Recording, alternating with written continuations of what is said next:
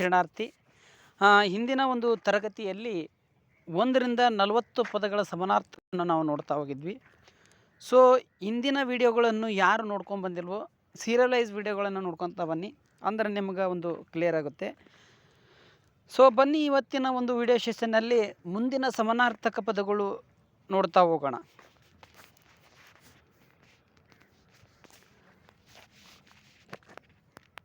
So next ನೋಡ್ರಿ ಅಂಗಮ ಅಂದ್ರೆ ಎದರಿಕೆ.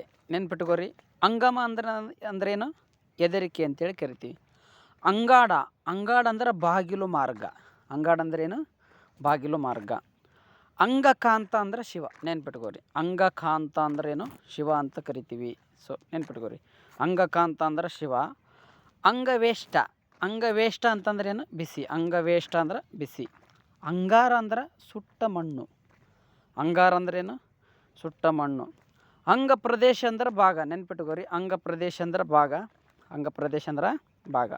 ಅಂಗ ಚಲನೆ ಅಂದ್ರೆ ಚಲನೆ. ಅಂಗ ಶಕ್ತಿ ಅಂದ್ರೆ ಶಕ್ತಿ. ಅಂಗ ಸಂರಚನೆ ಅಂದ್ರೆ ರಚನೆ ಅಂತ ಕರಿತೀವಿ. ಸೊ ಇಷ್ಟನ್ನು ನೆನ್ಪಿಟ್ಕೋ. ಇದೊಂದು ಪದ ನೆನ್ಪಿಟ್ಕೋರಿ, ಯಾವುದಂದ್ರೆ ಅಂಗಮ ಅಂದ್ರೇನು?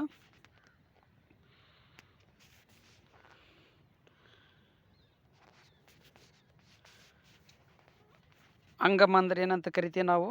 ಅಂಗಮ ಅಂದ್ರೆ ಎದರಿಕೆ. ಅಂಗಾಡ ಅಂದ್ರೆ ಬಾಗಿಲು. ಅಂಗಾಡ ಅಂದ್ರೆ ಬಾಗಿಲು. ಅಂಗಕಾಂತ ಅಂತಂದ್ರೆ ಶಿವ ಅಂತ ಕರಿತೀವಿ. ಅಂಗಕಾಂತ ಅಂದ್ರೆ ಶಿವ. ಅಂಗವೇಷ್ಟ ಅಂದ್ರೆ ಬಿಸಿ. ಅಂಗವೇಷ್ಟ ಅಂದ್ರೆ ಬಿಸಿ. ಅಂಗಾರ ಅಂದ್ರೆ ಸುಟ್ಟ ಮಣ್ಣು. ಅಂಗಾರ ಅಂದ್ರೆ ಏನು? ಸುಟ್ಟ ಮಣ್ಣು. ಅಂಗ ಪ್ರದೇಶ ಅಂತಂತ ಕೇಳಿದ್ರೆ ಭಾಗ. ಅಂಗ ಪ್ರದೇಶ ಅಂದ್ರೆ ಭಾಗ. ಅಂಗ ಚಲನೆ ಅಂತಂದ್ರೆ ಏನಂತ ಕರಿತೀವಿ ನಾವು? ಚಲನೆ ಅಂತ ಕರಿತೀವಿ. ಅಂಗಶಕ್ತಿ ಅಂದ್ರೆ ಶಕ್ತಿ. ಅಂಗ ಸಂರಚನೆ ಅಂದ್ರೆ ರಚನೆ. ನಿಮಗೆ ಗೊತ್ತಿರುವ ಪದಗಳನ್ನು ಬಿಟ್ಟು ಗೊತ್ತಿಲ್ಲಾರ್ದ ಪದಗಳನ್ನು ನೀವು ಬರ್ಕೋಬೇಕು.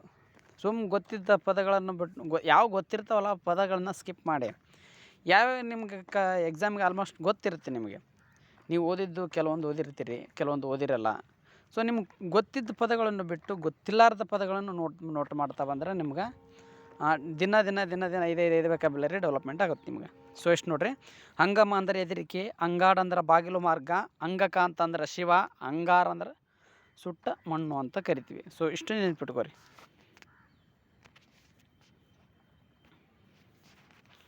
ನೆಕ್ಸ್ಟ್ ನೋಡ್ರಿ 50ರಿಂದ 60 ನೋಡೋಣ ಇವತ್ತು.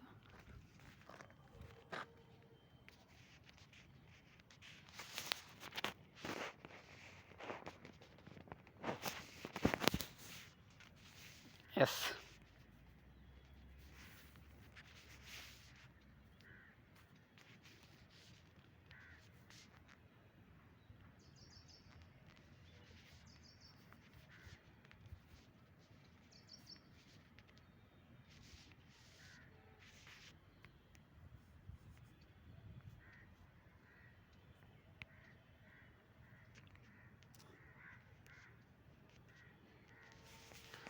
ನೆಕ್ಸ್ಟ್ ನೋಡ್ರಿ 50ನೇ ಪದ ನೋಡ್ರಿ. ಅಂಬು ಅಂದ್ರೆ ಬಾಣ. ಇದು ನೆನ್ಪಿಟ್ಕೋರಿ, ಇದು ಮೋಸ್ಟ್ ಇಂಪಾರ್ಟೆಂಟ್ ನೋಡ್ರಿ, ಪ್ರಶ್ನೆ ಆಗಿದೆ ನೋಡ್ರಿ. ಒಂದು ಅಂಬು ಅಂದ್ರೆ ಬಾಣ ಅಂತ ಕರಿತೀವಿ. ಇನ್ನೊಂದು ಅಂಬು ಅಂದ್ರೆ ನೀರು ಅಂತ ಕರಿತೀವಿ. ನೀರಿಗೆ ಸಮಾನಾರ್ಥಕ ಪದವು ನೋಡ್ತಾ ಹೋಗಿದ್ವಿ. ಜಲ ಅಂದ್ರೆ ನೀರು.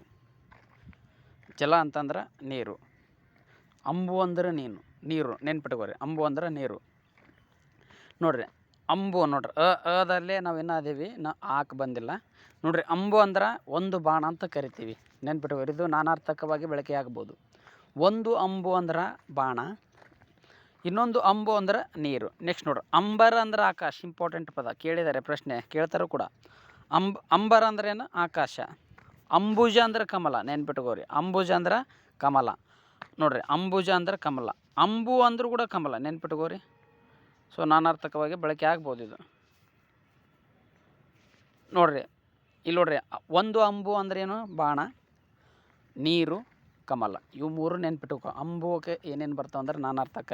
ಅಂಬು ಅಂದ್ರೆ ನಾನಾರ್ಥಕ ಎರಡೇ ಇರ್ಬೇಕಂತ ನಿಯಮ ಇಲ್ಲರಿ, ಎರಡಕ್ಕಿಂತ ಹೆಚ್ಚು ಇರ್ಬೋದು. ಫಾರ್ ಎಕ್ಸಾಂಪಲ್ ನೋಡ್ರಿ, ಈಗ ಕರ ಅಂತ ಕರಿತೀವಿ. ಒಂದು ಕರ ಅಂದ್ರೆ ಆಕಳು. ಇನ್ನೊಂದು ಕರ ಅಂದ್ರೆ ತೆರಿಗೆ. ಇನ್ನೊಂದು ಕರ ಅಂದರೆ ಕೈ ಅಥವಾ ಹಸ್ತ ಅಂತ ಕರಿತೀವಿ. ಈ ಥರ. ಅದೇ ಥರ ಅಂಬು ಅಂದ್ರೇನು? ಅಂಬು ಅಂದ್ರೆ ಒಂದು ಬಾಣ, ಇನ್ನೊಂದು ನೀರು, ಕಮಲ. ನೆಕ್ಸ್ಟ್ ಅಂಬುದಿ ಅಂದ್ರೆ ಸಮುದ್ರ. ನೋಡಿ, ಇವೆಲ್ಲ ಇಂಪಾರ್ಟೆಂಟ್ ಪದ ರೀ, ಕೇಳಿದ್ದಾರೆ ಪ್ರಶ್ನೆ. ಅಂಬುದಿ ಅಂದ್ರೆ ನೋಡ್ರಿ, ಅಂಬುದಿ ಅಂದ್ರೆ ಸಮುದ್ರ. ದಿ ಅಂದ್ರೆ ಸಮುದ್ರ ಅಂತ ಕರಿತೀವಿ ನಾವು. ಅಂಬು ಅಂದ್ರೆ ನೀರು, ಅಂಬುದಿ ಅಂದ್ರೆ ಸಮುದ್ರ. ನೆಕ್ಸ್ಟ್ ಅಂಬುದ ಅಂದ್ರೆ ಮೋಡ ನೋಡ್ರಿ, ಎಷ್ಟು ಡಿಫ್ರೆನ್ಸ್ ನೋಡ್ರಿ ಪದಗಳು ನೋಡ್ರಿ. ಅಂಬುದಿ ಅಂದ್ರೆ ನೋಡಿ ಅಲ್ಲಿ ದಿ, ಅಂಬುದಿ ಅಂದ್ರೆ ಸಮುದ್ರ, ಅಂಬುದ ಅಂದ್ರೆ ಮೋಡ ನೋಡ್ರಿ. ದಕ್ಕೆ ದಿಕ್ಕೆ ಡಿಫ್ರೆನ್ಸ್. ಅಂಬುದಿ ಅಂದ್ರೆ ಸಮುದ್ರ. ಒಂದು ಸೆಕೆಂಡ್ ತಡ್ರಿ. ನೆಕ್ಸ್ಟ್ ನೋಡ್ರಿ ಇಲ್ಲಿ ನೆನ್ಪಿಟ್ಕೋರಿ ನೋಡ್ರಿ. ಅಂಬುದಿ ಅಂದ್ರೆ ಸಮುದ್ರ, ಅಂಬುದ ಅಂದ್ರೆ ಮೋಡ. ನೆಕ್ಸ್ಟ್ ಅಂಬುದಾಮು ನೋಡ್ರಿ. ಅಂಬುದಾಮು ಅಂತಂದ್ರೆ ಏನು? ಅಂಬುದಾಮು ಅಂದ್ರೆ ಮಳೆ, ಅಂಬುದಾಮು ಅಂದ್ರೆ ಮಳೆ. ಅಂಬುದಿ ಸಮುದ್ರ ರಿಪೀಟ್. ಅಂಬುದ ಅಂದ್ರೆ ಕಮಲ ನೋಡ್ರಿ. ಅಂಬುದ ಅಂದ್ರೆ ಕೂಡ ಕಮಲ ಅಂತ ಕರಿತೀವಿ. ಇದನ್ನು ಕೂಡ ನೆನ್ಪಿಟ್ಕೋರಿ. ಕೇವಲ ಅಂಬು ಅಂದ್ರೆ ಕಮಲ, ಅಂಬುದ ಅಂದ್ರೆ ಕಮಲ, ಅಂಬುದ ಅಂದ್ರೆ ಮೋಡ, ಇದನ್ನು ಬರ್ತೈತಿ. ಅಂಬುದ ಅಂದ್ರೆ ನಾನಾರ್ಥಕ ಪದವಾಗಿ ಬಳಕೆ. ಅಂಬುದ ಅಂದ್ರೆ ಒಂದು ಕಮಲ ಆಗತ್ತೆ, ಇನ್ನೊಂದು ಅಂಬುದ ಅಂದ್ರೆ ಮೋಡ ಆಗತ್ತೆ, ನೆನ್ಪಿಟ್ಕೊ. ನೆಕ್ಸ್ಟ್ ಅಂಬ ಅಂದ್ರೆ ತಾಯಿ ಪಾರ್ವತಿ, ಅಂಬೋದ ಅಂದ್ರೆ ಮೋಡ. ಇವು ಅಷ್ಟು ಮೋಸ್ಟ್ ಇಂಪಾರ್ಟೆಂಟ್ ಪದಗಳು. ಪ್ರಶ್ನೆ ಎಲ್ಲಿ ಕೇಳ್ತಾರೆ ಹೇಳೋಕ್ಕಾಗಲ್ಲ. ನೆನ್ಪಿಟ್ಕೋರಿ. ಅಂಬು ಅಂದ್ರೆ ಬಾಣ, ಇನ್ನೊಂದು ನೀರು, ಇನ್ನೊಂದು ಕಮಲ. ನೆಕ್ಸ್ಟ್ ಅಂಬಾರ ಅಂದ್ರೆ ಆಕಾಶ, ಅಂಬುಜ ಅಂದರೆ ಕಮಲ, ನೆನ್ಪಿಟ್ಕೋರಿ. ಅಂಬುಜ ಅಂದರೆ ಇಲ್ಲಿ ಹುಟ್ಟು ಅಂತ ಕರಿತೀವಿ. ದಿ ಅಂದರೆ ಸಮುದ್ರ. ಅಂಬುಜ ಅಂದ್ರೇನು? ಕಮಲ. ಅಂಬು ಅಂದ್ರೆ ಕೂಡ ಕಮಲ, ನೆನ್ಪಿಟ್ಕೋರಿ. ಅಂಬುದಿ ಅಂದರೆ ಸಮುದ್ರ, ಅಂಬುಧ ಅಂದ್ರೆ ಒಂದು ಮೋಡ ಆಗುತ್ತೆ, ಇನ್ನೊಂದು ಕಮಲ ಆಗುತ್ತೆ. ನೆಕ್ಸ್ಟ್ ನೋಡ್ರಿ, ಅಂಬುದಿ ಅಂದ್ರೆ ಸಮುದ್ರ, ಅಂಬುದ ಅಂದ್ರೆ ಮೋಡ. ನೆಕ್ಸ್ಟ್ ಅಂಬುದಾಮು ಅಂದ್ರೆ ಮಳೆ ನೋಡ್ರಿ. ಅಂಬುದಾಮು ಅಂದ್ರೆ ಏನು? ಮಳೆ ಅಂತ ನೆನ್ಪಿಟ್ಕೋಬೇಕು. ಅಂಬುದಾಮು ಅಂದ್ರೆ ಮಳೆ. ನಾನು ಯಾಕೆ ಒತ್ತಿ ಹೇಳ್ತಾ ಇದ್ದೇನೆಂದ್ರೆ, ಕಿವಿಯಾಗೆ ಸ್ವಲ್ಪ ವರ್ಕ್ ಕೊಡ್ಬೇಕು ನಾ ಕಿವಿಗೆ. ಕಿವಿಯಾಗ ಓದ್ಕೊಡ್ಲಿ ಸೀದ ಹನುಮತ್ ಕಿಷ್ಕ, ಮಹಮ್ಮದ್ ಕಿಷ್ಕ, ಸೆರಿಬ್ರಹ್ಮ, ಅಬ್ಲಮ್ಗೆಟ, ಮೆದುಳಿನಲ್ಲಿ ಪ್ರಕಾರಗಳು. ಆ ಮೆದುಳಿಗೆ ಹೋಗಿ ತಲುಪಬೇಕು ಇವು, ಅಂದ್ರೆ ನಿಮ್ಗೆ ನೆನ್ಪಿರ್ತಾವ ನೋಡ್ರಿ. ಅಂಬುದಾಮು ಅಂದ್ರೆ ಮಳೆ ಅಂತ ಕರಿತೀವಿ. ಅಂಬುದಿ ಅಂದ್ರೆ ಸಮುದ್ರ ಗೊತ್ತು. ಅಂಬುಧ ನೋಡ್ರಿ ಕಮಲ. ಅಂಬುದ ಅಂದ್ರೆ ಕಮಲ. ನೆಕ್ಸ್ಟ್ ಅಂಬ ಅಂದ್ರೆ ತಾಯಿ ಪಾರ್ವತಿ ಅಂತ ಕರಿತೀವಿ. ಅಂಬ ಅಂತಿರ್ತ ನೋಡಿ. ಅಂಬ ಜಗದಂಬ. ಅದಕ್ಕಲ್ಲೇ ಒಂದು ಸಿಂಧನೂರು ಹತ್ರ ಒಂದು ಅಂಬಾಮಠ ಅಂತಿರ್ತದೆ. ಅಂಬಾಮಠ ಅಂದ್ರೆ ದೇವಿ, ಇದು ಪಾರ್ವತಿ. ನೆಕ್ಸ್ಟ್ ಅಂಬೋದ ಅಂದರೆ ಮೋಡ, ನೆನ್ಪಿಟ್ಕೋರಿ. ಅಂಬೋದ ನೋಡ್ರಿ, ಅಂಬೋದ ಅಂತ ಕರಿತೀವಿ. ಇಷ್ಟು ಪದಗಳನ್ನೇ ನೆನ್ಪಿಟ್ಕೋರಿ. ನೋಡ್ರಿ ಯಾವ್ಯಾವ ನೋಡ್ತಾ ಹೋಗಿದ್ದೀವಿ ನಾವು. ಇನ್ನೊಂದ್ಸಲ ರಿಪೀಟ್ ಮಾಡ್ತಾ ನೋಡಿ, ನೆನ್ಪಿಟ್ಕೋರಿ. ಅಂಗಮ ಅಂದರೆ ಹೆದರಿಕೆ, ಅಂಗಾಡ ಅಂದ್ರೆ ಬಾಗಿಲು ಮಾರ್ಗ, ಅಂಗಕಾಂತ ಅಂದ್ರೆ ಶಿವ, ಅಂಗವೇಷ್ಟ ಅಂದ್ರೆ ಬಿಸಿ, ಅಂಗಾರ ಅಂದ್ರೆ ಸುಟ್ಟ ಮಣ್ಣು, ಅಂಗ ಪ್ರದೇಶ ಅಂದ್ರೆ ಭಾಗ, ಅಂಗ ಚಲನೆ ಅಂದರೆ ಚಲನೆ, ಅಂಗಶಕ್ತಿ ಅಂದರೆ ಶಕ್ತಿ, ಅಂಗ ಸಂರಚನೆ ಅಂದರೆ ರಚನೆ. ನೆಕ್ಸ್ಟ್ ಈ ಸ್ಲೈಡ್ ಇಂಪಾರ್ಟೆಂಟ್.